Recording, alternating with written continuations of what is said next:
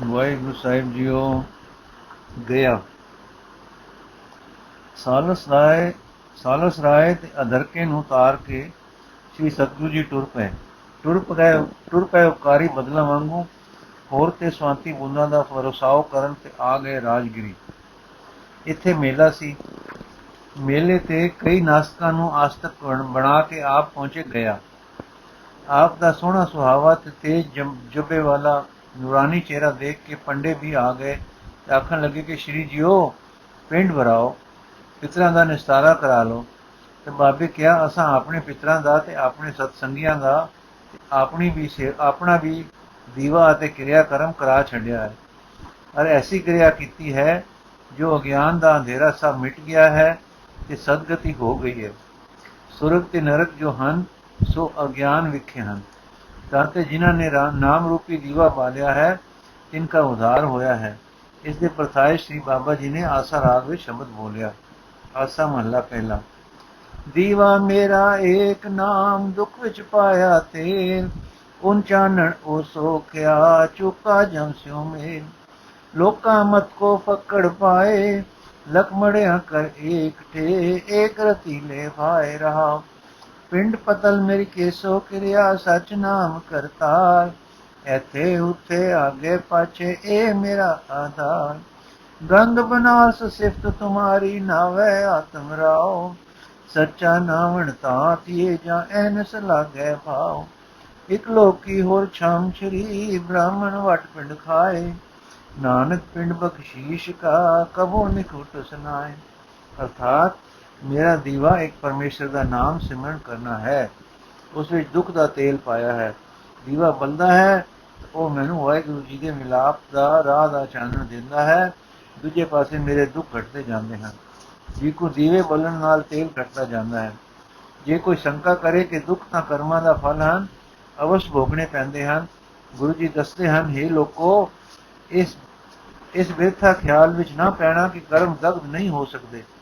ਜਿਵੇਂ ਸੈਂਕੜੇ ਮਣ ਲੱਕੜੀ ਵਿੱਚ ਇੱਕ ਰੱਤੀ ਅੱਗ ਰੱਖ ਦਈਏ ਉਹ ਸਾਰੀ ਸੜ ਜਾਂਦੀ ਹੈ, ਜਿਵੇਂ ਨਾਮ ਦੀ ਚਿੰਗਾਰੀ ਨਾਲ ਸਾਰੇ ਕਰਮ ਦਗਧ ਹੋ ਜਾਂਦੇ ਹਨ। ਪਿੰਡ ਤੇ ਪਤਲ ਮੇਰਾ ਵਾਹਿਗੁਰੂ ਹੈ ਤੇ ਕਿਰਿਆ ਮੇਰੀ ਕਰਤਾਰ ਦਾ ਸੱਚਾ ਨਾਮ ਹੈ। ਲੋਕ ਪਰਲੋਕ ਵਿੱਚ ਤੇ ਅੱਗੇ ਪਿੱਛੇ ਮੇਰਾ ਆਧਾਰ ਇਹੋ ਹੈ। ਇਹ ਵਾਹਿਗੁਰੂ ਤੇਰੀ ਸਿਫਤ ਕਰਨੀ ਮੇਰੀ ਗੰਗਾ ਤੇ ਕਾਸ਼ੀ ਹੈ। ਇਸ ਤਰ੍ਹਾਂ ਤੇ ਇਸ ਵਿੱਚ ਆਤਮਾ ਇਸ਼ਨਾਨ ਕਰਦਾ ਹੈ। ਹਾਂ, ਸਦਾ ਇਸ਼ਨਾਨ ਤਾਂ ਹੁੰਦਾ ਹੈ ਜੇ ਦਿਨ ਰਾਤ ਪਰਮੇਸ਼ਰ ਦੇ ਨਾਮ ਵਿੱਚ ਪ੍ਰੀਤ ਪੈ ਜਾਵੇ। ਤਾਂ ਬ੍ਰਾਹਮਣ ਜੋ ਪਿੰਡ ਭਰਾਉਂਦੇ ਹਨ ਉਹ ਪਿਤਰਾਂ ਤੇ ਦੇਵਤਿਆਂ ਨਾਲ ਰਲਾਉਣ ਵਾਸਤੇ ਹੁੰਦੇ ਹਨ।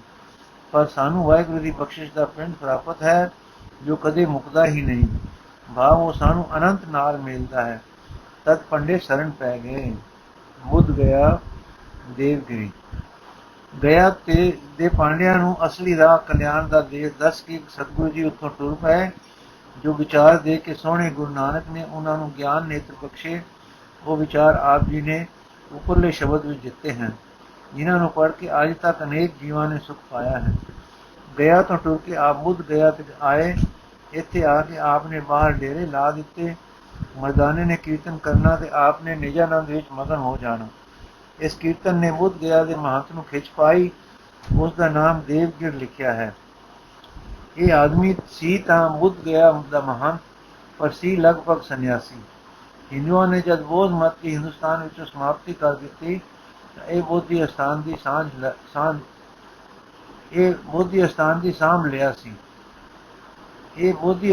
ਸਾਂਭ ਲਿਆ ਸੀ। ਇੱਥੇ ਬੁੱਧ ਜੀ ਨੇ ਤਪ ਤਪਿਆ ਤੇ ਉਹਨਾਂ ਨੂੰ ਆਪਣੇ ਗਿਆਨ ਦਾ ਅਨੁਭਵ ਹੋਇਆ ਸੀ। ਕਿਉਂਕਿ ਹਿੰਦੂ ਬੁੱਧ ਜੀ ਨੂੰ ਅਵਤਾਰ ਵੀ ਮੰਨਦੇ ਸਨ, ਇਸ ਕਰਕੇ ਅਸਥਾਨ ਵੀ ਉਹਨਾਂ ਨੇ ਆਪਣੇ ਅਧਿਕਾਰ ਵਿੱਚ ਕਰ ਲਿਆ ਸੀ। ਇਹ ਮਹੰਤ ਦੇਵਗਿਰ ਬਹੁਤੇ ਸਾਰੇ ਆਪਣੇ ਛੋਟੇ ਮੰਦਰਾਂ ਦੇ ਮਹੰਤਾਂ ਦਾ ਵੱਡਾ ਮਹੰਤ ਤੇ ਮਾਨਨੀय ਪੁਰਖ ਸੀ, ਪਰ ਸੀ ਸੱਚ ਦਾ ਖੋਜੀ ਤੇ ਵਿਦਵਾਨ। ਵਿਦਿਆ ਨੇ ਇਸ ਦੇ ਮਨ ਨੂੰ ਜਾਣਨਹਾਰ ਤਾਂ ਬਣਾ ਦਿੱਤਾ ਹੋਇਆ ਸੀ ਤੇ ਉਹ ਵੈਰਾਗੀ ਵੀ ਸੀ। ਪਰ ਉਹ ਰਾਗ ਨੂੰ ਵੈਰਾਗ ਵਿੱਚ ਪਲਟਦਾ ਇੰਝ ਹੋ ਗਿਆ ਸੀ ਜਿਵੇਂ ਬ੍ਰਸ਼ ਦੀ ਡਾਲੀ ਪੱਕੀ ਹੁੰਦੀ ਸੁੱਕ ਜਾਏ ਤੇ ਮੂਲੋਂ ਅਜੁਕ ਤੇ ਪੱਕੀ ਹੋ ਜਾਂਦੀ ਹੈ। ਪਰ ਉਹਦੀ ਇਹ ਪਕਿਆਈ ਤੇ ਕਰੜਾਈ ਵਿੱਚ ਉਸ ਵਿੱਚ ਲਚਕ ਨਹੀਂ ਰਹਿੰਦੀ। ਇਹ ਲਚਕ ਇਸ ਵਾਸਤੇ ਨਹੀਂ ਰਹਿੰਦੀ ਕਿ ਉਸ ਵਿੱਚ ਜਿੰਦ ਕਣੀ ਨਹੀਂ ਰਹਿੰਦੀ। ਜਿਉਂਦੀ ਟਹਿਣੀ ਵਿੱਚ ਪਕਿਆਈ ਤੇ ਲਚਕ ਦੋਵੇਂ ਹੁੰਦੀਆਂ ਹਨ। ਜੀਵਨ ਮਰਨ ਦੀ ਇਸ ਪ੍ਰਕਾਰ ਦੀ ਜਦ ਗੱਲਬਾਤ ਸ੍ਰੀ ਗੁਰੂ ਨਾਨਕ ਦੇਵ ਜੀ ਨੇ ਸਮਝਾਈ ਤਾਂ ਉਸ ਦੀ ਸੋਝੀ ਵਿੱਚ ਜੀਵਨ ਦਾ ਰੌਂਕਾ ਫਿਰ ਆ ਫਿਰਿਆ। ਸਤਿਗੁਰੂ ਜੀ ਨੇ ਉਸ ਨੂੰ ਦੱਸਿਆ ਕਿ ਰਾਗ ਪਿਆਰ ਮਾੜਾ ਹੈ, ਮਾੜੇ ਕਰਮਾਂ ਦਾ ਰਾਗ ਦੁਖਦਾਈ ਹੋ ਜਾਂਦਾ ਹੈ, ਨਾਸ਼ਵੰਤ ਪਦਾਰਥਾਂ ਦਾ, ਪਰ ਅਵਿਨਾਸ਼ੀ ਤੇ ਪ੍ਰਿਯ ਸਰੂਪ ਵਾਲੇ ਦਾ ਰਾਗ ਪ੍ਰੇਮ ਮਾੜਾ ਨਹੀਂ, ਕਿਉਂਕਿ ਉਸ ਦੇ ਰਾਗ ਨਾਲ ਪਵਿੱਤਰ ਹੋਈਦਾ ਹੈ। ਉਸ ਦਾ ਰਾਗ ਦੁਖਦਾਈ ਨਹੀਂ, ਕਿਉਂਕਿ ਉਹ ਸਦਾ ਸਥਿਰ ਹੈ, ਕਦੇ ਨਾਸ਼ ਨੂੰ ਨਹੀਂ ਪ੍ਰਾਪਤ ਹੁੰਦਾ। ਇਸ ਕਰਕੇ ਉਸ ਨਾਲ ਕੀਤੇ ਰਾਗ ਦਾ ਅੰਤ ਦੁੱਖ ਨਹੀਂ ਹੋ ਸਕਦਾ। ਫਿਰ ਉਹ ਆਨੰਦ ਸਰੂਪ ਹੈ, ਉਸ ਦਾ ਰਾਗ ਸੁਖ ਤੇ ਆਨੰਦ ਦਾਤਾ ਹੈ। ਫਿਰ ਜਿਸ ਵਿਰਾਗ ਨੂੰ ਧਾਰਨ ਕਰਨ ਖਾਤਰ ਅਸਾਂ ਆਪਣੇ ਮਨ ਨੂੰ ਕੋਣਾ ਹੈ, ਇੰਦਰੀਆਂ ਨੂੰ ਮਾਰਨਾ ਤੇ ਸੰਸਾਰ ਤੇ ਇਸ ਦੀ ਰਚਨਾ ਨੂੰ ਮਾੜਿਆ ਸਮਝਣਾ ਹੈ, ਉਹ ਵਿਰਾਗ ਅਵਿਨਾਸ਼ੀ ਨਾਲ ਰਾਗ ਕੀਤਿਆਂ ਸਹਿਜ ਸੁਭਾਅ ਪ੍ਰਾਪਤ ਹੋ ਜਾਂਦਾ ਹੈ ਤੇ ਉਸ ਦਾ ਅਸਰ ਇਨਸਾਨ ਦੀਆਂ ਤਾਕਤਾਂ ਨੂੰ ਕੋਣ ਵਾਲਾ ਨਹੀਂ ਪੈਂਦਾ। ਇਨਸਾਨ ਨਿਰਾ ਬੁੱਧੀ ਨਹੀਂ, ਇਸ ਦੇ ਅਸਲੀ ਵਿੱਚ ਭਾਵ ਪ੍ਰੇਮ ਵੀ ਹੈ। ਜਿਵੇਂ ਤੁਸਾਂ ਵੈਰਾਗ ਧਾਰਿਆ ਹੈ, ਅਰਥਾਤ ਮਨ ਨੂੰ ਮਾਰ ਘਤਿਆ ਹੈ, ਹੁਣ ਕਿਸੇ ਪਾਸੇ ਦਾ ਰਾਗ ਤੁਹਾਡੇ ਪੱਕ ਗਏ ਮਨ ਬੁੱਧ ਨੂੰ ਨਿਵਾ ਨਹੀਂ ਸਕਦਾ। ਉਹ ਸੁੱਕੀ ਟਹਿਣੀ ਵਾਂਗੂ ਪੱਕਾ ਹੋ ਗਿਆ ਹੈ, ਪਰ ਇਸ ਨਾਲ ਕਾਰਜ ਸਿੱਧੀ ਨਹੀਂ ਹੋਈ। ਕਦੇ ਮਨ ਵਿੱਚ ਲਚਕਦਾਰ ਤੇ ਜਿਉਂਦੀ ਅਪਕੜਤਾ ਨਹੀਂ, ਪਰ ਜਿੰਦਹੀਨਤਾ ਵਾਲੀ ਉਦਾਸੀ ਦਾ ਅਕੜੇਵਾ ਜਿਹਾ ਹੈ। ਦੇਵਗਿਰ ਲਈ ਇਹ ਨਵਾਂ ਸਬਕ ਸੀ। ਉਹ ਸਾਰੇ ਅੰਦਰਲੇ ਭਾਵਾਂ ਨੂੰ ਮਾਰ ਕੇ ਗਿਆਨਵਾਨ ਹੋਣ ਨੂੰ ਸੰਨਿਆਸ ਤੇ ਸਾਰੇ ਇੰਦਰੀਆਂ ਤੇ ਮਨ ਆਦਿ ਨੂੰ ਖੋਹ ਕੇ ਇਕਾਗਰ ਹੋਣ ਨੂੰ ਯੋਗ ਜਾਣਦਾ ਸੀ।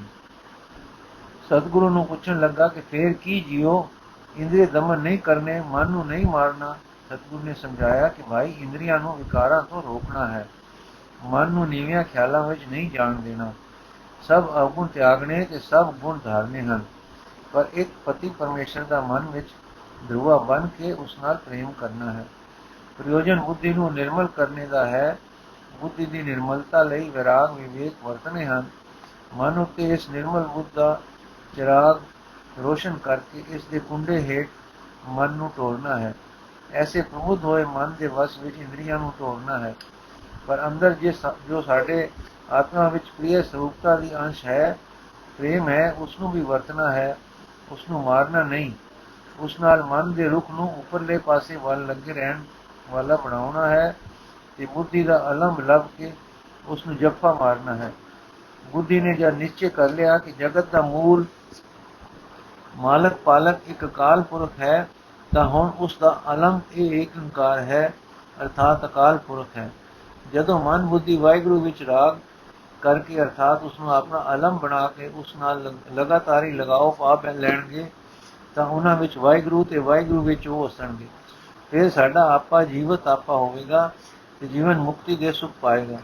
ਇਸ ਤਰ੍ਹਾਂ ਸਾਰਾ ਆਪਾ ਆਪਣੇ ਸਾਰੇ ਤਾਣ ਨਾਲ ਜਦ ਸਦਾ ਲੱਗਾ ਰਹੇਗਾ, ਇੱਕ ਵਿੱਚ ਤਾਂ ਇੱਕ ਵਿੱਚ ਸਮਾਇਆ ਸਫਲ ਤੇ ਸੁਰਜੀਤ ਗਿਆਨ ਵਾਲਾ ਰਹੇਗਾ। ਇਹ ਆਪਾ, ਇਹ ਆਤਮਾ ਸੁਧ ਆਤਮਾ ਹੈ ਤੇ ਇਹ ਕਾਰ ਸਿਰੇ ਚੜ੍ਹਦੀ ਹੈ ਗੁਰ ਸ਼ਬਦ ਦੀ ਕਮਾਈ ਨਾਲ। ਫਿਰ ਇਹ ਸਾਰਾ ਕੁਝ ਸਹਿਜ ਨਾਲ ਪ੍ਰਾਪਤ ਕਰਨਾ ਹੈ।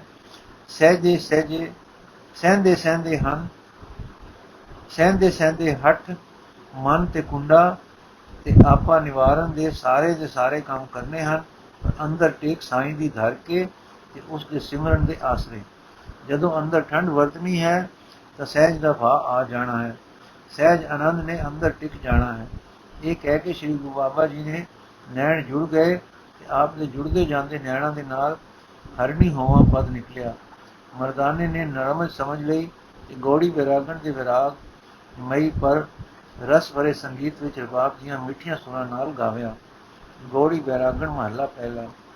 ਹਰਣੀ ਹੋਵਾਂ ਬਨ ਬਸਾਂ, ਕੰਦ ਮੂਲ ਚੁਣ ਖਾਓ, ਗੁਰ ਪ੍ਰਸਾਦੀ ਮੇਰਾ ਸੋ ਮਿਲੈ, ਵਾਰ ਵਾਰ ਹੋ ਜਾਓ ਜਿਉ। ਮੈਂ ਬਨਜਾਰਨ ਰਾਮ ਕੀ, ਤੇਰਾ ਨਾਮ ਵਖਰ ਵਾਪਾਰ ਜੀ ਰਹਾਓ। ਕੋਕਿਲ ਹੋਵਾਂ ਅੰਬ ਬਸਾਂ, ਸਹਿਜ ਸ਼ਬਦ ਵਿਚਾਰ, ਸਹਿਜ ਸੁਭਾਏ ਮੇਰਾ ਸੋ ਮਿਲੈ, ਦਰਸ਼ਨ ਰੂਪ ਅਪਾਰ। ਮਛਲੀ ਹੋਵਾਂ ਜਲ ਬਸਾਂ, ਜੀ ਜੰਤ ਸਭ ਸਾਰ, ਗੁਰਵਾਰ ਪਾਰ ਮੇਰਾ ਸੋ ਵਸੈ, ਹੋ ਮਿਲੋ ਕਿ ਮਾਂ ਪਸਾਰ। ਨਾਗਨ ਹੋਵਾਂ ਧਰ ਵਸਾਂ, ਸ਼ਬਦ ਵਸੈ ਮਨ ਭਉ ਜਾਏ, ਨਾਨਕ ਸਦਾ ਸੁਹਾਗਣੀ ਜਿਨ ਜੋਤੀ ਜੋਤ ਸਮਾਏ। ਦੇਵਗਿਰ ਨੂੰ ਸੋਝੀ ਆ ਗਈ। ਹੁਣ ਉਸ ਦੀ ਬ੍ਰਿਤੀ ਵਿੱਚ ਵਾਹਿਗੁਰੂ ਦੇ ਨਾਮ ਦਾ ਨਿਵਾਸ ਹੋ ਗਿਆ। 8 ਪੈਰ ਇੱਕ ਲਿਵ ਦਾ ਰੋਹ ਟੁਰ ਪਿਆ। ਅੱਗੇ ਤਾਂ ਆਪਣੇ ਖਿਆਲ ਵਿੱਚ ਗਿਆਨਵਾਨ ਸੀ, ਪਰ ਗਿਆਨ ਹੋ ਕੇ ਵੀ ਦੁਨੀਆ ਵਿੱਚ ਰਹਿੰਦਾ ਸੀ। ਕਥਾ ਵਾਰਤਾ ਚਰਚਾ ਵਿਚਾਰ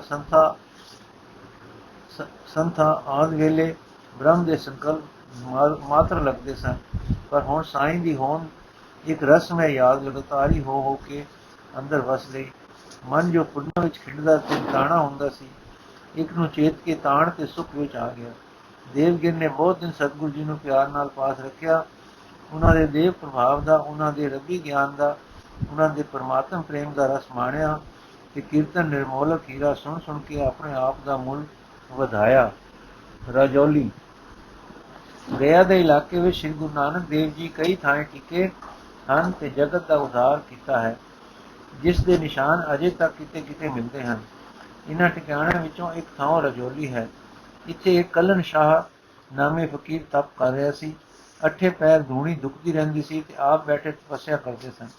ਸ੍ਰੀ ਗੁਰੂ ਨਾਨਕ ਦੇਵ ਜੀ ਆਪਣੀ ਜਗਤ ਯਾਤਰਾ ਵਿੱਚ ਜਿੱਥੇ ਲੋਕਾਂ ਨੂੰ ਰੱਬ ਦੇ ਰਸਤੇ ਲਾਉਂਦੇ ਸਨ, ਉੱਥੇ ਅਟਕਿਆਂ ਨੂੰ ਸਹਾਰਾ ਦੇ ਅੱਗੇ ਕਰਦੇ ਸਨ ਤੇ ਭੁੱਲਿਆਂ ਨੂੰ ਰਾਹ ਪਾਉਂਦੇ ਸਨ। ਜਿਨ੍ਹਾਂ ਦੀ ਨਰਦ ਪੁੱਗਣ ਦੇ ਨੇੜੇ ਆ ਅਟਕੇ ਉਹਨਾਂ ਨੂੰ ਸਿਰੇ ਚਾੜਦੇ ਸਨ। ਕਲਨ ਸ਼ਾਹ ਵੀ ਚਿਰਾਂ ਤੇ ਤਪ ਕਰ ਰਹੇ ਸਨ। ਜਦ ਗੁਰੂ ਜੀ ਉੱਥੇ ਜਾ ਟਿਕੇ ਤਾਂ ਕੀਰਤਨ ਦੀ ਗੱਲਬਾਤ ਇਹਨਾਂ ਦੇ ਕੰਨੀ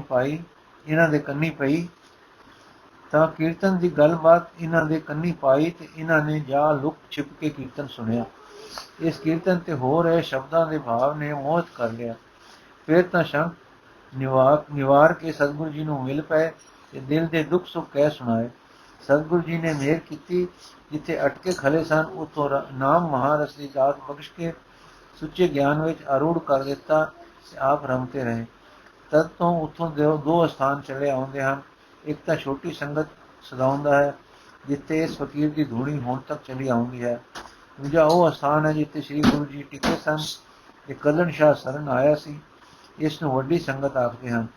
ਪਹਿਲੀ ਦਾ ਮੁਜਾਵਰ ਮੁਸਲਮਾਨ ਹੈ ਤੇ ਦੂਜੀ ਦਾ ਉਦਾਸੀ ਸੰਤ ਹੈ।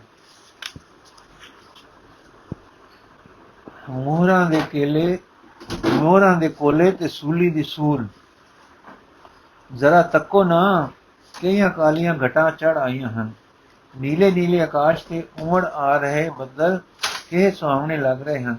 ਹਵਾ ਵੀ ਠੰਡੀ ਝੁੱਲ ਪਈ ਹੈ, ਜਿਸ ਨੇ ਸਾਰੀ ਤਪਤ ਪੀ ਲਈ ਹੈ। ਆਈ ਜੀ ਹੁਣ ਬਰਸਾਤ ਆਈ, ਖੰਗੂਰਾ ਭਰ ਕੇ। ਪਾਤਸ਼ਾਹ, ਚੁਮਾਸਾ ਚੱਲ ਰਿਹਾ ਹੈ, ਇਸ ਰੁੱਤੇ ਤਾਂ ਨਹੀਂ ਫਿਰੀ ਤੁਰੀਦਾ, ਕਿਤੇ ਟਿਕਾਣਾ ਕਰਕੇ ਬਹਿ ਜਾਈਦਾ ਹੈ। ਪੈਂਡੇ ਦੀ ਥਕਾਵਟ ਬਹੁਤ ਪੈਂਦੀ ਹੈ, ਜੀ ਹੁਸਦਾ ਹੈ। ਥਾਂ ਥਾਂ ਦੇ ਪਾਣੀ ਕਿਤੇ ਕੱਚੇ, ਕਿਤੇ ਮੈਲੇ, ਕਿਤੇ ਥਵੇ, ਕਿਤੇ ਬੇਥਵੇ। ਛੇਤੀ ਛੇਤੀ ਵਟਾਉਂਦਿਆਂ ਬੰਦਾ ਨਿਰਵਾਹ ਵੀ ਨਹੀਂ ਰਹਿੰਦਾ। ਉਂਝ ਵੀ ਰੁੱਤ ਕੱਚੀ ਪੱਕੀ ਹੋ ਜਾਂਦੀ ਹੈ। ਕਦੇ ਰਾਤਾਂ ਨੂੰ ਤਰੇਲ, ਕਦੇ ਮੀਂਹ, ਕਦੇ ਸੋਕਾ ਹੁੱਸੜ ਚੀਹੋ ਵੱਟ, ਕਦੇ ਠੰਡੀ ਨਿੱਕੀ ਹਵਾ, ਕਦੇ ਗੜਗੱਜ ਤੇ ਬੁੱਲੇ। ਸੱਪ ਸਲੂੰਗੜੇ ਹੁਨਾਲੇ ਬਥੇਰੇ, ਪਰ ਅੱਜ ਕੱਲ੍ਹ ਤਾਂ ਹਨੇਰ ਆਇਆ ਹੋਇਆ ਨਹੀਂ। ਤਪਾਲੀਆਂ ਸਪਾਲੀਆਂ ਦੇ ਵੀ ਇਹੋ ਦਿਨ ਹੁੰਦੇ ਹਨ। ਜਿਉ ਲੱਖ ਸਹਿ ਵਰਿਆਂ ਮੇਰੇ ਸੋਹਣੇ ਸੁਲਤਾਨ ਜੀ, ਪਰ ਤੱਕੋ ਨਾ, ਆਰਾਮ ਤੇ ਟਿਕਾਓ ਦੇ ਦਿਨ ਹਨ। ਆਓ ਕਿਤੇ ਠਹਿਰ ਜਾਈਏ, ਡੇਰਾ ਕਰੀਏ। ਇਹ ਚੁਮਾਸੇ ਦੇ ਦਿਹਾੜੇ ਬਹੁਤ ਚਿੱਤਾਂ ਲਾ ਕੇ ਇੱਕ ਜਗ੍ਹਾ ਬੈਠ ਕੇ ਸਾਈਂ ਦੇ ਗੁਣ ਗਾਵੀਏ। ਤੁਸਾਂ ਨੂੰ ਤਾਂ ਆਪਣੀ ਕੋਈ ਪਰਵਾਹ ਨਹੀਂ, ਪਰ ਪਿਆਰ ਵਾਲਿਆਂ ਤੋਂ ਸਹਿ ਘੱਟ ਹੁੰਦਾ ਹੈ। ਨਾਲੇ ਮੈਂ ਛੇਤੀ ਉਕਲਾਉਂਦਾ ਹਾਂ। ਮੇਰੇ ਕਾਣ ਹੀ 4 ਦਿਨ ਟਿਕ ਚੱਲੋ ਕਿਧਰੇ। ਇਹ ਪਿਆਰ ਦੀ ਆਪ ਦੇ ਸਰੀਰ ਨਾਲ ਦਿੱਲੀ ਮਰਮੀ ਦੇ ਦਰਦ ਭਰੀ ਖੂਬ ਦੀ ਗੱਲਬਾਤ ਸੁਣ ਕੇ ਰੋਗੀਆਂ ਨੂੰ ਰੋਗ ਕਰਨ ਵਾਲੇ ਸ੍ਰੀ ਗੁਰੂ ਨਾਨਕ ਦੇਵ ਜੀ ਬੋਲੇ, ਮਰਦਾਨਿਆਂ, ਸੱਚ ਪਿਆ ਆਣਾ ਹੈ। ਠੀਕ ਹੈ, ਚੁਮਾਸੇ ਦੀ ਰੁੱਤ ਇਵੇਂ ਹੀ ਹੁੰਦੀ ਹੈ, ਪਰ ਸਜਣਾ ਵੇਖ, ਚਾਕਰੀਆਂ ਜਿਨ੍ਹਾਂ ਸੇ ਚਾਹੀਆਂ ਉਹਨਾਂ ਨੂੰ ਇਸ ਰੁੱਤੇ ਵੀ ਆਰਾਮ ਕਿੱਥੇ। ਹਲਕਾਰੇ ਚਿੱਠੀਆਂ ਸੁਨੇਹੇ ਲੈ ਕੇ ਦੇਖ, ਅੱਜ ਕੱਲ੍ਹ ਵੀ ਵਜੇ ਫਿਰਦੇ ਹਨ। ਉਹ ਵੇਖ, ਸਾਡੇ ਕੋਲ ਦੀ ਇੱਕ ਲੰਘ ਕੇ ਗਿਆ ਹੈ, ਕਿਵੇਂ ਵੱਜਾ ਜਾਂਦਾ ਹੈ। ਸਾਹਿਬ ਦੀ ਚਾਕਰੀ ਗਾਖੜੀ ਹੈ, ਜਿਉਂ ਤੋਰੇ ਤੁਰਨਾ, ਜਿਉਂ ਪ੍ਰੇਰੇ ਕਰਨਾ। ਮਾਲਕ ਕਿਸੇ ਕੰਮ ਲਈ ਪਿਆ ਲਈ ਜਾਂਦਾ ਹੈ। ਮਰਦਾਨਾ, ਸੁਹਾਣ ਤੇਰੀ ਚਾਕਰੀ ਨੂੰ, ਸੁਹਾਣ ਤੇਰੇ ਸਾਹਿਬ ਨੂੰ, ਸੁਹਾਣ ਤੁਧੇ ਨੂੰ ਹੱਸ ਕੇ ਤੇ ਰੁਆਲ ਕੁਸੁਹਾਣ ਤੇਰੇ ਲਾਡੀ ਨੂੰ ਵੀ। ਬਾਦਸ਼ਾਹ ਤੇਰੇ ਤਨ ਤਾਣ ਹੈ ਅਰਸਾਂ ਦਾ, ਪਰ ਮੇਰੇ ਤਨ ਨਿਤਾਣਪਣ ਹੈ ਕੱਚੇ ਸੀਰ ਦਾ। ਜੋ ਮੈਂ ਲੋਕਾਂ ਨਾਲੋਂ ਬਹੁਤ ਪੀਤਾ ਹੈ, ਮੇਰੇ ਕਾਣ ਹੀ ਠਹਿਰ ਜਾਓ। ਮੇਰਾ ਜੀ ਇਸ ਰੁੱਤੇ ਟੋਨੋਂ ਹੁਸਦਾ ਹੈ, ਮੇਰੀ ਖਾਤਰ ਹੀ ਕਿਤੇ 4 ਦਿਨ ਸਸਤਾ ਲਓ। ਗੁਰੂ ਜੀ ਮਰਦਾਨੇ ਦੇ ਇਸ ਪਿਆਰ ਨੂੰ ਸਮਝਦੇ ਹਨ। ਜਦੋਂ ਗੁਰੂ ਜੀ ਆਪਣੇ ਤੇ ਸ਼ਰਮ ਲੈਂਦੇ ਹਨ ਸਨ ਤਾਂ ਮਰਦਾਨਾ ਆਪਣੇ ਥਕਾਨ ਜਾਂ ਭੁੱਖ ਜਾਂ ਕਿਸੇ ਹੋਰ ਲੋੜ ਦੀ ਸ਼ਰਮ ਕਰਕੇ ਚੁੱਪ ਨਹੀਂ ਸੀ ਹੁੰਦਾ, ਸਗੋਂ ਬੋਲ ਤੇ ਦੱਸ ਤੇ ਆਪਣੀ ਖਾਤਰ ਵਾਸਤੇ ਪਾ ਕੇ ਉਹਨਾਂ ਨੂੰ ਆਰਾਮ ਵਿੱਚ ਟਿਕਾ ਲੈਂਦਾ ਸੀ। ਬਸੰਤ ਰੁੱਤ ਦੇ ਤੁਰੇ ਹੋਏ ਗੁਰੂ ਜੀ ਕਿਤੇ ਡੇਰਾ ਪਾ ਕੇ ਨਹੀਂ ਰਹੇ ਸਨ।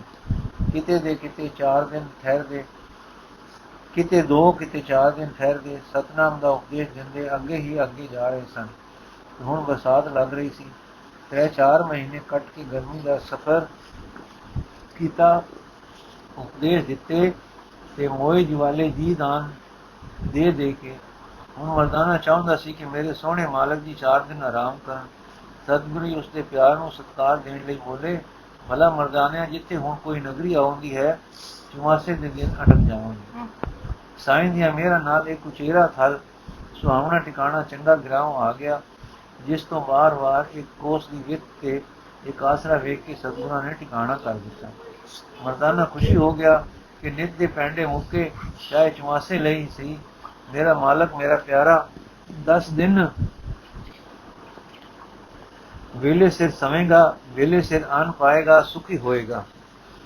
ਉਸ ਪਿੰਡ ਵਿੱਚ ਵਸੋਂ ਚੰਗੀ ਸੀ, ਮਾਨੋ ਛੋਟਾ ਜਿਹਾ ਕਸਬਾ ਸੀ। ਇੱਕ ਚੰਗਾ ਸਰਦੇ ਪੁਰਦੇ ਵਾਲਾ ਖੱਤਰੀ ਰਹਿੰਦਾ ਸੀ, ਜੋ ਪਰਮਾਰਥ ਦੀ ਲਗਨ ਵਾਲਾ ਸੀ। ਆਏ ਗਏ ਸਾਧੂ ਸੰਤ ਦੇ ਦਰਸ਼ਨ ਕਰਦਾ, ਸਰੇ ਦਾ ਪੂਜਾ ਸੇਵਾ ਵੀ ਕਰਦਾ। ਉਹ ਸੁਣਿਆ ਜੋ ਬਾਹਰ ਕੁਟੀਆ ਵਿੱਚ ਕੋਈ ਆ ਉਤਰੇ ਹਨ, ਜੋ ਡਾਢੇ ਹੀ ਪਿਆਰੇ ਲੱਗਦੇ ਹਨ। ਕੀਰਤਨ ਹੁੰਦਾ ਹੈ ਕਿ ਚਲਦੇ ਦਰਿਆ ਅਟਕ ਜਾਂਦੇ ਹਨ। ਤਾਂ ਉਹ ਖੱਤਰੀ ਦਰਸ਼ਨ ਕਰਨ ਆਇਆ। ਕੀਰਤਨ ਹੋ ਰਿਹਾ ਸੀ। ਸ੍ਰੀ ਸਤਿਗੁਰੂ ਜੀ ਆਪਣੇ ਇਲਾਹੀ ਰੰਗਾਂ ਵਿੱਚ ਜੁੜੇ ਬੈਠੇ ਸਨ। ਮਿੱਠੀ ਮਿੱਠੀ ਹਵਾ ਵਗ ਰਹੀ ਸੀ। ਉਹ ਵੀ ਮੱਥਾ ਟੇਕ ਕੇ ਬਹਿ ਗਿਆ। ਬੈਠਦੇ ਦੇ ਨੈਣ ਰੰਗ ਭਰ ਆਏ, ਛੱਪਰ ਭਾਰੇ ਹੋ ਡੱਠੇ, ਰੰਗ ਲੱਗੇ ਨੈਣ ਬੰਦ ਹੋ ਗਏ। ਅੰਦਰ ਨੂੰ ਮੁੜੇ ਤੇ ਆਪ ਦੇ ਸਵਾਦ ਵਿੱਚ ਜੁੜੇ। ਪਤਾ ਨਹੀਂ ਰਿਹਾ ਕਿ ਸਮਾਂ ਕਿੱਥੇ ਲੰਘ ਗਿਆ ਹੈ। ਜਾਂ ਨੈਣ ਖੁੱਲੇ ਤਾਂ ਵੇਖੇ ਕਿ ਕਿੰਨੀਆਂ ਹੀ ਘੜੀਆਂ ਬੀਤ ਚੁੱਕੀਆਂ ਹਨ। ਹਾਂ, ਖੱਤਰੀ ਨੂੰ ਸੋਝੀ ਆਈ ਕਿ ਇਹ ਸਾਈਂ ਦਾ ਕੀਰਤਨ ਹੈ, ਜੋ ਕਾਲ ਨੂੰ ਵੀ ਜਿੱਤ ਲੈਂਦਾ ਹੈ। ਕਾਲ ਦਾ ਗਿਆਨ, ਜਿਸ ਦੀ ਤਸੀਰ ਅੱਗੇ ਲੋਪ ਹੋ ਜਾਂਦਾ ਹੈ।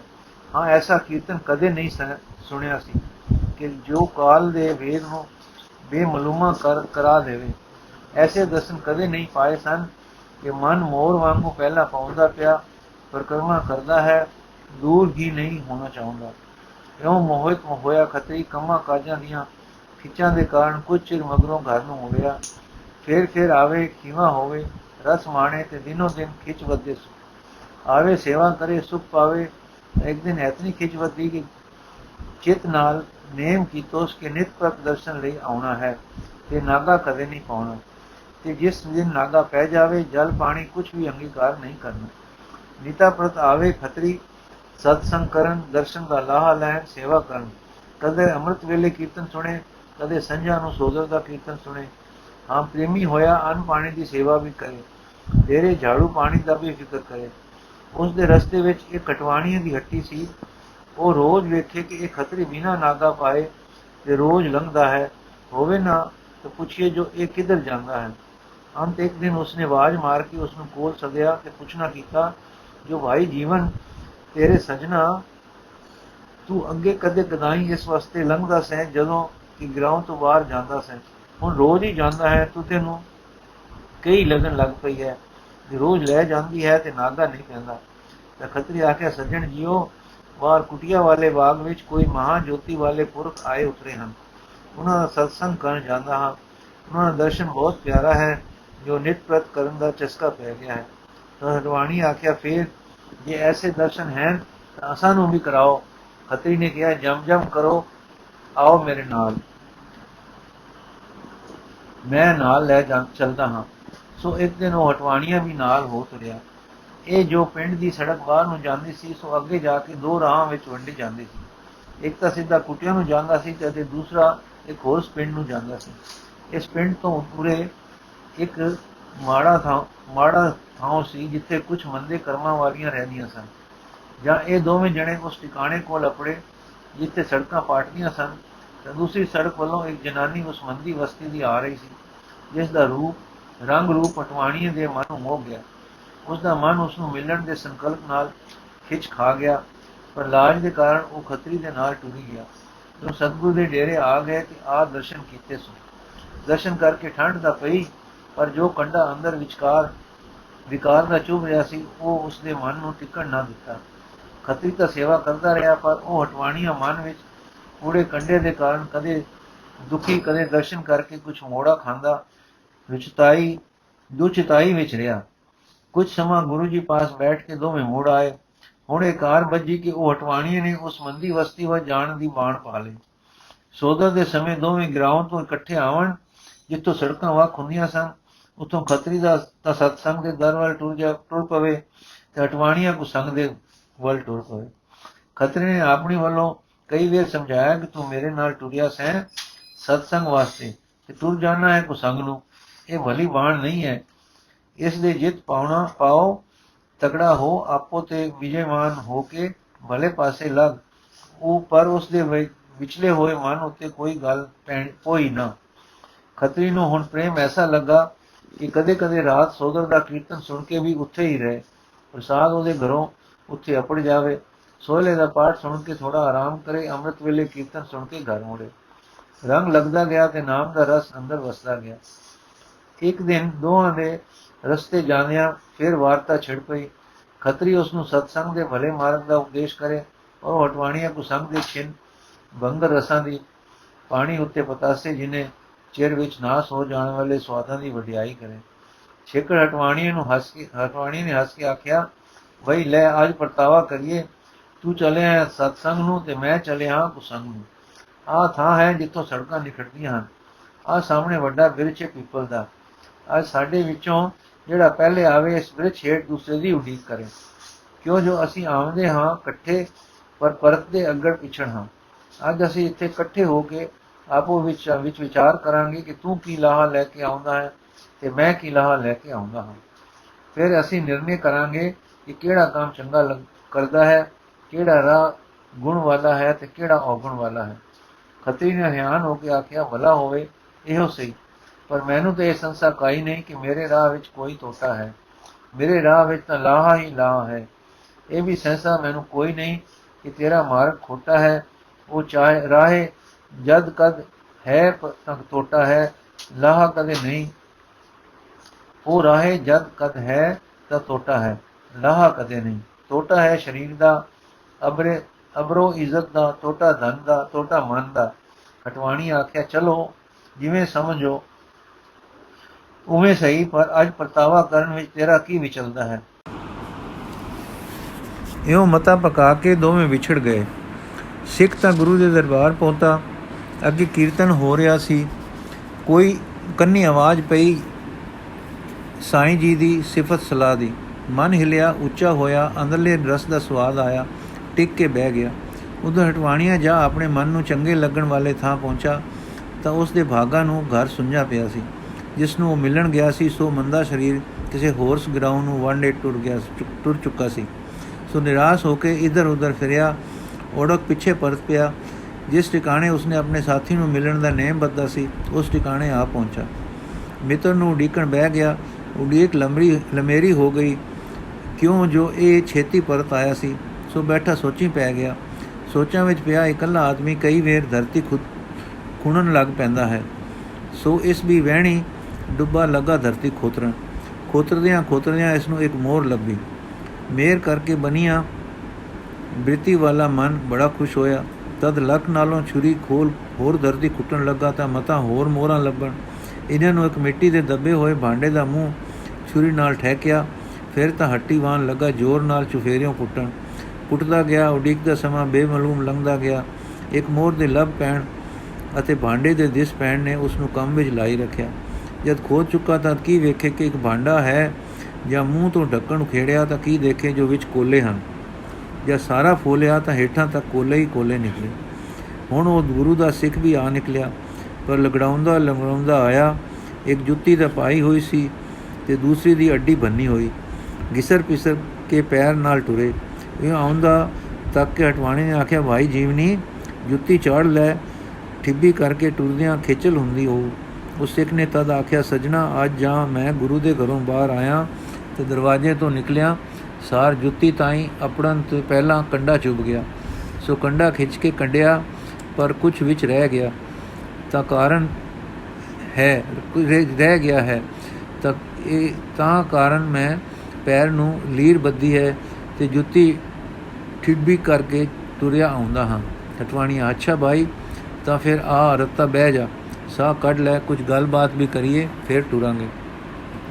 ਜਾਂ ਬਹਿ ਗਏ ਤਾਂ ਗੱਲਬਾਤ ਛੜੀ। ਹਟਵਾਣੀ ਨੇ ਆਖਿਆ, ਦੇਖ ਭਾਈ ਜੀ, ਅੱਜ ਮੈਂ ਪਾਈ ਮੋਹਰ ਤੇ ਤੈਨੂੰ ਚੁਭਿਆ ਕੰਡਾ। ਇਹ ਬਾਤ ਪੁੱਛੀ ਚਾਹੀਏ, ਜੇ ਤੂੰ ਜਾਵੇਂ ਸੇਵਾ ਕਰਨ ਤੇ ਮੈਂ ਜਾਵਾਂ ਪਾਪ ਕਮਾਵਾਂ। ਸਿੱਖ ਭਾਈ, ਜਿਵੇਂ ਹੋਇਆ ਸੋ ਹੋਇਆ। ਸਤਸੰਗ ਚੰਗਾ ਹੈ, ਸੇਵਾ ਕਰਨੀ ਸੋਹਣੀ ਗੱਲ ਹੈ ਤੇ ਪਾਪਾਂ ਦਾ ਮਾਰਗ ਸਦਾ ਖੋਟਾ ਹੈ। ਹਟਵਾਣੀਆਂ, ਨਹੀਂ ਭਾਈ, ਜਾਂ ਤਾਂ ਤੂੰ ਕਾਰਨ ਦੱਸ, ਨਹੀਂ ਤਾਂ ਗੁਰੂ ਪਾਸ ਚਲਦੇ ਹਾਂ, ਜੋ ਇਸ ਗੱਲ ਦਾ ਕੀ ਵੇਰਵਾ ਹੈ। ਤਾਂ ਦੋਵੇਂ ਮੁੜ ਪਏ ਤੇ ਆ ਪੈਰੀਂ ਪਏ।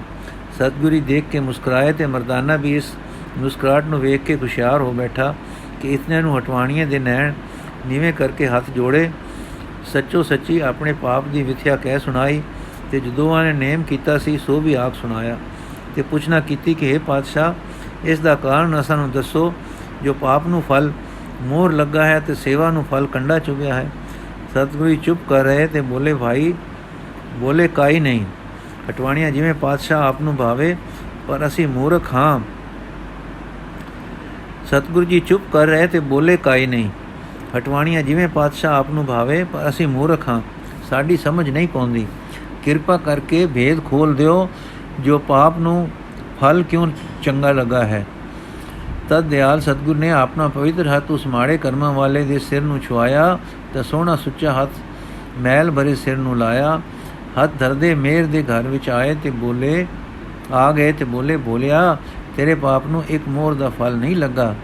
ਤੇਰੇ ਪਾਪਾਂ ਦੀ ਹਨੇਰੀ ਨੇ ਤੇਰੀਆਂ ਮੋਹਰਾਂ ਦਾ ਬ੍ਰਿਛ ਹਲੂਣ ਗਤਿਆ, ਸਭ ਜੜ ਪਈਆਂ, ਤੇਰੇ ਜੋਗੀ ਇੱਕੋ ਰਹਿ ਗਈ।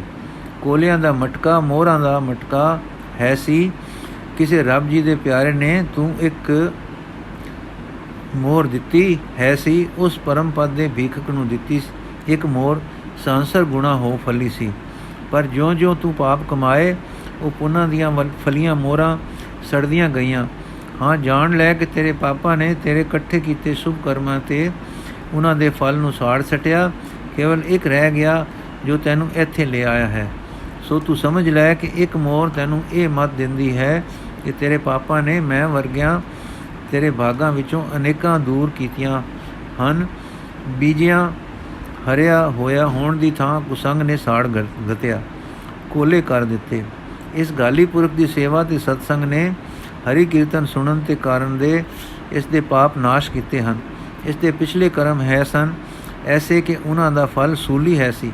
ਜਿਉਂ-ਜਿਉਂ ਇਹ ਸੇਵਾ ਨੂੰ ਆਇਆ, ਜਿਉਂ-ਜਿਉਂ ਇਸ ਦੇ ਅੰਦਰ ਰੱਬ ਜੀ ਦੇ ਜਸ ਨਾਲ ਵਿਰਾਗ ਤੇ ਉਮਾ ਆਇਆ, ਜਿਉਂ-ਜਿਉਂ ਇਸ ਨੇ ਉਸ ਦਾ ਨਾਮ ਲੈ ਕੇ ਉਸ ਨੂੰ ਯਾਦ ਕੀਤਾ, ਉਹ ਖੋਟੇ ਕਰਮ ਨਾਸ਼ ਹੋਣ ਲੱਗੇ। ਘਟਦੇ ਸੂਲੀ ਦੀ ਸੂਲ ਰਹਿ ਗਈ, ਜੋ ਸੂਈ ਵਾਂਗੂ ਚੁੱਭ ਕੇ ਮਹਾਂ ਦੁੱਖ ਤੋਂ ਛੁਡਾ ਗਈ। ਦੂਜੀ ਵਿਚਾਰ ਦੀ ਗੱਲ ਇਹ ਹੈ ਕਿ ਭਾਈ, ਜਿਉਂ-ਜਿਉਂ ਤੂੰ ਵਿਸ਼ਿਆਂ ਵਿੱਚ ਵਰਤਿਆ ਹੈ, ਤੇਰੀਆਂ ਵਾਸ਼ਨਾ ਹੋਰ ਖੋਟੀਆਂ ਹੁੰਦੀਆਂ ਗਈਆਂ ਹਨ। ਤੇਰੀ ਰੁਚੀ ਮਾੜੇ ਪਾਸੇ ਵੱਲ ਹੋਰ ਵੱਧ ਗਈ ਹੈ। ਜਿਉਂ-ਜਿਉਂ ਇਸ ਗਾਲੀ ਨੇ ਸਤਸੰਗ ਕੀਤਾ ਹੈ, ਇਸ ਦੀਆਂ ਵਾਸਨਾ ਸ਼ੁਭ ਤੇ ਪਵਿੱਤਰ ਹੁੰਦੀਆਂ ਗਈਆਂ ਹਨ। ਇਸ ਦੀ ਰੁਚੀ ਭਲੇ ਵੱਲ, ਸੇਵਾ ਵੱਲ, ਸਤਸੰਗ ਵੱਲ ਵੱਧ ਗਈ ਹੈ। ਇਸ ਤਰ੍ਹਾਂ ਅੱਗੋਂ ਲਈ ਇਸ ਦੇ ਅੰਦਰ ਹੋਣ ਵਾਲੇ ਕਰਮਾਂ ਦੀ ਸੇਧ ਬੁੱਧ ਬਚ ਗਈ ਹੈ। ਇਹ ਸੁਣ ਕੇ ਹਟਵਾਣੀਆਂ ਦੇ ਦਿਲ ਗੱਲ ਪੁੜ ਗਈ, ਕੰਬਿਆ। ਉਹ ਜੋ ਜਾਗਦਾਤੇ ਦਾ ਹੱਥ ਛੋਇਆ ਸੀ, ਉਹ ਅੱਗ ਦੀ ਚਿੰਗਾਰੀ ਸੀ। ਪਾਪਾਂ ਦੇ ਮੜਿਆਂ ਦੇ ਖੜੇ ਢੇਰ ਨੂੰ ਅੱਗ ਲਾਉਣ ਲਈ ਸੀ। ਜਾਂ ਪਾਪ ਸੜੇ ਤਾਂ ਮੱਤ ਤੋਂ ਮੈਲ ਤੇ ਬੋਝਾ ਉਤਰਿਆ। ਚਰਨੀ ਡੱਠਾ ਆਖਣ ਲੱਗਾ, ਮਿਹਰ ਕਰੋ ਤੇ ਹੁਣ ਸੁਧ ਮਾਰਗ ਪਾਓ, ਭਲੇ ਕਰਮ ਸਿਖਾਓ ਤੇ ਮਾੜਿਆਂ ਦੇ ਰਾਹੋਂ ਵਰਜ ਲਓ, ਆਪਣੇ ਤਾਣ ਨਾਲ ਰਹਾ ਲਓ। ਅਸਾਂ ਵਿੱਚ ਜ਼ੋਰ ਆਸੰਗ ਕਾਈ ਨਹੀਂ ਹੈ। ਤਦ ਗੁਰੂ ਬਾਬਾ ਮਿਹਰਬਾਨ ਹੋਇਆ, ਇਲਾਹੀ ਗਲੇ ਤੋਂ ਧੁਨ ਉੱਠੀ, ਮਰਦਾਨੇ ਰਬਾਬ ਛੇੜਿਆ ਤੇ ਸਤਿਗੁਰੂ ਜੀ ਦੇ ਮੁਖਾਰਬੰਦ ਤੋਂ ਮਾਰੂ ਦੀ ਵਿਰਾਗ ਭਰੀ ਸੁਰ ਛਿੜੀ। ਕਰਨੀ ਕਾਗਦ ਮਨ ਮਸਵਾਣੀ, ਬੁਰਾ ਭਲਾ ਦੋਇ ਲੇਖ ਪਏ। ਜੋ ਜੋ ਕਿਰਤ ਚਲਾਏ, ਤਿਉ ਚਲੀਏ ਤੋ ਗੁਣ ਨਾਹੀ ਅੰਤ ਹਰੇ। ਚਿਤ ਚੇਤਸ ਕੀ ਨਹੀਂ ਬਾਵਰਿਆ, ਹਰ ਬਿਸਤ ਤੇਰੇ ਗੁਣ ਗਲਿਆ ਰਹਾਉ। ਜਾਲੀ ਰਹਿਨ ਜਾਲ ਦਿਨ ਹੁਆ, ਜੇਤੀ ਘੜੀ ਫਾਈ ਤੇਤੀ। ਰਸ ਰਸ ਚੋਗ ਚੁਗੈ ਨਿਤ ਫਸੈ, ਛੂਟ ਸਮੂੜੇ ਕਵਨ ਗੁਣੀ। ਕਾਇਆ ਆਰਣ ਮਨ ਵਿੱਚ ਲੋਹਾ, ਪੰਚ ਅਗਨ ਤਿਤ ਲਾਗ ਰਹੀ। ਕੋਇਲੇ ਪਾਪ ਪੜੇ ਤਿਸ ਉਪਰ, ਮਨ ਜਲਿਆ ਸੰਨੀ ਚਿੰਤ ਬਈ। ਭਇਆ ਮਨੂਰ ਕੰਚਨ ਫਿਰ ਹੋਵੈ, ਜੇ ਗੁਰ ਮਿਲੈ ਤਿਨੇਹਾ। ਏਕ ਨਾਮ ਅੰਮ੍ਰਿਤ ਉਹ ਦੇਵੈ, ਤੋ ਨਾਨਕ ਤਿਸ ਤਿਸ ਦੋਹਾ ਦੇਹਾ। ਦੇਵੀ ਆਵਾਜ਼ ਮਨ ਵਿੱਚ ਪੁੜ ਜਾਣ ਵਾਲੇ ਸ਼ਬਦ ਦੇ ਅਰਥ ਦੋਹਾਂ ਤੇ ਕਹਿਰ ਦਾ ਅਸਰ ਕਰ ਗਏ। ਹਟਵਾਣੀਏ ਦੇ ਮਨ ਦਾ ਥਰ ਟੁੱਟ ਗਿਆ, ਮਨ ਦਰਵ ਗਿਆ। ਸੋਝੀ ਆ ਗਈ ਕਿ ਅਸੀਂ ਕਰਮ ਕਰਨ ਵਾਲੇ ਜੀਵ ਹਾਂ। ਮਨ ਤੇ ਬੁੱਧ ਹੋਣ ਕਰਕੇ ਅਸੀਂ ਸਮਝਦੇ ਹਾਂ ਕਿ ਅਸੀਂ ਜੋ ਕੁਝ ਕਰਦੇ ਹਾਂ ਉਹ ਦੋ ਪ੍ਰਕਾਰ ਦਾ ਹੈ, ਭਲਾ ਅਤੇ ਬੁਰਾ। ਇਹ ਜੋ ਕੁਝ ਕਰਦੇ ਹਾਂ ਇਸ ਨਾਲ ਰੁਚੀ ਬਣਦੀ ਹੈ, ਰੁਚੀ ਪੱਕ ਪੱਕ ਕੇ ਸੁਭਾਵ ਬਣਦਾ ਹੈ। ਇਹ ਸਾਡੀ ਕਿਰਤ ਦਾ ਫਲ ਸਾਨੂੰ ਫਿਰ ਅੰਦਰੋਂ ਭਲੇ ਬੁਰੇ ਵੱਲ ਟੋਰਦਾ ਹੈ। ਮਾੜੇ ਕਰਮਾਂ ਵਿੱਚ ਜੋ ਸੁਆਦ ਹੈ ਉਹ ਮਾਨੋ ਚੋਗ ਹੈ ਜੋ ਸਾਨੂੰ ਫਸਾਉਂਦੀ ਹੈ ਪੰਛੀ ਵਾਂਗੂ। ਅੰਦਰੋਂ ਸੁਭਾਅ ਮਾੜੇ ਪਾਸੇ ਵੱਲ ਰੁਚੀ ਕਰਾਉਂਦਾ ਹੈ, ਬਾਹਰੋਂ ਰਸਦਾਇਕ ਭੋਗ ਆਪਣੇ ਵਿੱਚ ਖਿੱਚਦੇ ਹਨ। ਇਉਂ ਜੀਵ ਫਸਦਾ ਜਾਂਦਾ ਹੈ, ਮਨ ਮਨੂਰ ਹੁੰਦਾ ਜਾਂਦਾ ਹੈ, ਅਰਥਾਤ ਉੱਚੇ ਰਸਾਂ ਵੱਲੋਂ ਮਰਦਾ ਜਾਂਦਾ ਹੈ ਅਤੇ ਨੀਵੇਂ ਰਸਾਂ ਵਿੱਚ ਜੋ ਪਾਪ ਕਰਮਾਂ ਵਿੱਚ ਹੁੰਦਾ ਹੈ ਅਸਕਤ ਹੁੰਦਾ ਜਾਂਦਾ ਹੈ। ਇਸ ਦੇ ਮੁੜ ਜੀਵਨ ਦੀ ਆਸ ਨਹੀਂ ਰਹਿੰਦੀ, ਕਿਉਂਕਿ ਨੀਵੇਂ ਰਸਾਂ ਵਿੱਚ ਮਨ ਖਚਤ ਹੋ ਜਾਵੇ ਤਾਂ ਸਾਈਂ ਯਾਦ ਨਹੀਂ ਆ ਸਕਦਾ। ਅਤੇ ਵਿਸਾਰੇ ਵਿੱਚ ਜੇ ਕੋਈ ਸ਼ੁਭ ਗੁਣ ਪੱਲੇ ਹੁੰਦੇ ਹਨ ਉਹ ਸਹਾਇਤਾ ਨਹੀਂ ਕਰ ਸਕਦੇ, ਉਹ ਪਾਪਾਂ ਰੂਪੀ ਕੋਲਿਆਂ ਦੇ ਸੇਕ ਨਾਲ ਗਲਣ ਲੱਗ ਜਾਂਦੇ ਹਨ। ਸੋ ਫਾਥੇ ਪੰਛੀ ਦੇ ਛੁੱਟਣ ਜਾਂ ਮਨੂਰ ਹੋਏ ਮਨ ਰੂਪ ਲੋਹੇ ਦੇ ਫੇਰ ਜਿਉ ਪੈਣ ਦਾ ਦਾਰੂ ਨਿਰੇ ਸ਼ੁਭ ਕਰਮ ਨਹੀਂ ਹਨ। ਉਹ ਤਾਂ ਗਲਦੇ ਜਾਣਗੇ ਪਾਪਾਂ ਦੇ ਮੱਘ ਰਹੇ ਕੋਲਿਆਂ ਦੇ ਸੇਕ ਨਾਲ। ਹਾਂ, ਮਨੂਰ ਦੇ ਜਿਉ ਉੱਠਣ ਦਾ, ਜਿਉ ਕੇ ਲੋਹੇ ਤੋਂ ਸੋਨਾ ਹੋ ਜਾਣ ਦਾ ਇੱਕੋ ਤਰੀਕਾ ਹੈ ਕਿ ਸੱਚਾ ਸਤਿਗੁਰੂ ਨਾਮ ਰੂਪੀ ਅੰਮ੍ਰਿਤ ਦਾ ਛੱਟਾ ਮਾਰੇ। ਨਾਮ ਦੇ ਤਰੋਂਕੇ ਨਾਲ ਮਨ ਸਾਈਂ ਦੀ ਯਾਦ ਵਿੱਚ ਆਉਂਦਾ ਹੈ, ਸਾਈਂ ਦੀ ਯਾਦ ਸਾਈਂ ਨਾਲ ਮੇਲ ਹੈ। ਪਾਪਾਂ ਅਤੇ ਨੀਵੇਂ ਰਸਾਂ ਨੇ ਸਾਡੇ ਤੇ ਉਸ ਦੇ ਵਿੱਚ ਭੁੱਲ ਦਾ ਪਰਦਾ ਤਾਣ ਦਿੱਤਾ ਸੀ। ਜਦ ਉਹ ਪਰਦਾ ਟੁੱਟਾ ਤਾਂ ਵਿਥ ਨਾ ਰਹੀ। ਹੁਣ ਸਾਈਂ ਦਾ ਬਲ, ਉਸ ਦਾ ਭਾਵ, ਉਸ ਦੀ ਸੱਤਿਆ ਦੀ ਛੂਹ ਅਸਾਂ ਵਿੱਚ ਆਵੇਗੀ। ਉਹ ਸਾਰੀ ਮੁਰਦਿਹਾਨ ਨੂੰ ਮਾਰ ਕੱਢੇਗੀ। ਮੋਇਆ ਮਨ ਜਿਉ ਪਏਗਾ, ਜਿਉ ਕੇ ਉੱਚੇ ਰਸਾਂ ਦੇ ਅਨੁਭਵ ਵਿੱਚ ਆ ਕੇ ਆਤਮ ਰੂਪ ਹੋ ਜਾਵੇਗਾ। ਸ਼ਬਦ ਦਾ ਭਾਵ ਕੀਰਤਨ ਦੇ ਦਰਵਾ ਦੇਣ ਵਾਲੇ, ਭੰਗਾਰ ਦੇਣ ਵਾਲੇ ਅਸਰ ਨਾਲ ਅੰਦਰ ਗਠ ਗਿਆ, ਜਿਸ ਨਾਲ ਰੁਚੀ ਦਾ ਰੋਹ ਬਦਲ ਗਿਆ, ਭਲੇ ਪਾਸੇ ਰੁਖ ਹੋ ਗਿਆ। ਧਾ ਕੇ ਚਰਨੀ ਡੱਠਾ, ਦਾਤਾ ਦਾਤਾ ਦਾਤਾ ਰੱਖ ਲੈ ਪਾਪੀ ਨੂੰ। ਸੂਰੇ ਸਤਿਗੁਰ ਨੇ ਸਿਰ ਕੰਢੀ ਤੇ ਹੱਥ ਫੇਰਿਆ ਤੇ ਆਖਿਆ, ਕਹੋ ਵਾਹਿਗੁਰੂ। ਵਾਹਿਗੁਰੂ ਕਹਾਇਆ ਨਹੀਂ, ਅੰਦਰ ਪਾ ਦਿੱਤਾ। ਦੋਵਾਂ ਸਰੀਰਾਂ ਦੇ ਲੂੰ ਵਿੱਚ ਨਾਮ ਦੇ ਫੁਹਾਰੇ ਛੁੱਟੇ, ਦੋਵੇਂ ਨਾਉ ਧਰੀਕ ਸਿੱਖ ਹੋਏ। ਕਰਮ ਜੀਵ ਕਰਦਾ ਹੈ, ਆਪਣੇ ਕੀਤੇ ਨੂੰ ਫਲ ਲੱਗਦੇ ਹਨ, ਪਰ ਜੇ ਨਾਮ ਵਿੱਚ ਆਵੇ ਤਾਂ ਕਰਮ ਦਗਧ ਹੁੰਦੇ ਹਨ। ਨਾਮ ਦੀ ਲਿਵ ਜੋ ਪ੍ਰੇਮ ਹੈ, ਉੱਚਾ ਰਸ ਹੈ, ਕਰਮ ਤੋਂ ਉਚੇਰਾ ਮਾਰਗ ਹੈ। ਨਾਮ ਪਹਿਲਾਂ ਮਨ ਦੀ ਮੈਲ ਅਤੇ ਸੁਭਾਵ ਦੇ ਗੰਧ ਨੂੰ ਧੋਂਦਾ ਹੈ, ਮਤ ਵਿੱਚੋਂ ਪਾਪਾਂ ਨੂੰ ਧੋ ਕੱਢਦਾ ਹੈ, ਆਤਮਾ ਸਵੱਛ ਹੋ ਜਾਂਦੀ ਹੈ। ਉਹ ਨਾਮ ਫਿਰ ਅੰਮ੍ਰਿਤ ਹੋ ਕੇ ਰਸ ਦਿੰਦਾ ਹੈ। ਪ੍ਰਭ ਕੇ ਸਿਮਰਨ ਮਨ ਕੀ ਮਲ ਜਾਏ, ਅੰਮ੍ਰਿਤ ਨਾਮ ਰਿਦ ਮਾਏ ਸਮਾਏ। ਸੂਚਨਾ, ਇਸ ਤਰ੍ਹਾਂ ਇੱਥੇ ਕੁਝ ਦਿਨ ਬਿਤਾ ਕੇ ਅਜੇ ਚੁਮਾਸਾ ਟੁਰ ਰਿਹਾ ਸੀ ਕਿ ਕੂਚ ਕਰ ਦਿੱਤੀ। ਵਾਹਿਗੁਰੂ ਜੀ ਕਾ ਖਾਲਸਾ, ਵਾਹਿਗੁਰੂ ਜੀ ਕੀ ਫਤਿਹ।